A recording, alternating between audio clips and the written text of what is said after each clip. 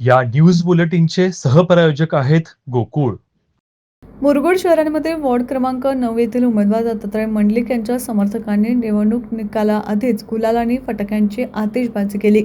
दत्तात्रय मंडलिक यांच्याकडून नेहमीच विजयाचा दावा केला जात होता.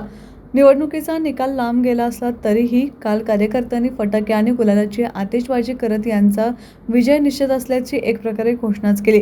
या सगळ्या प्रकाराची शहरामध्ये चर्चा सुरू होती. कार्यकर्त्यांचा हा ठाम आत्मविश्वासाने उधळलेल्या गुलालाची पुनरावृत्ती 21 डिसेंबर रोजी होणार का हे पाहणे औचित्याचं ठरणार आहे. मुरगुड शहरामध्ये मतदान पार पडले, मात्र निकाल 21 तारखेला आहे. मात्र त्याआधीच फटाके आणि गुलाल लावून तुमच्या विजयावरती कार्यकर्त्यांनी शिक्कामोर्तब केले. काय सांगायचं आपल्याला याबद्दल? याबद्दल सांगण्याचा काय तात्पर्य राहिलेलं नाही. कैलासवासी खासदार सदाशिवराव मंडलिक साहेब त्यांच्या असून माजी खासदार संजयदादा मंडलिक, विश्वनाथदादा पाटील कैलासवासी यांच्या आशीर्वादाने परवीनदादा पाटील, रवींद्र भैया, दिग्विजय पाटील भैया आणि तमाम मुरगुडच्या नागरिकांनी आणि जनतेने, मतदार भगिनींनी माझा 9 नंबर वॉर्ड असून यामध्ये तुकाराम चौक आणि आंबेडनगर येतोय.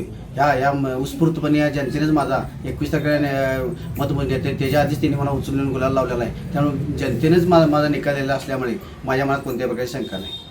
बरं, आता ही 21 सुरुवात आहे असं आपल्यास वाटतं काय? आता माझ्यामुळे सुरुवात झाली आहे, गुलाल लावलेला आहे आणि आम्हाला तिघांनाही गुलाल लावल्याला जमा आहे. त्यामुळे 21 फायनलच झालेलं आहे.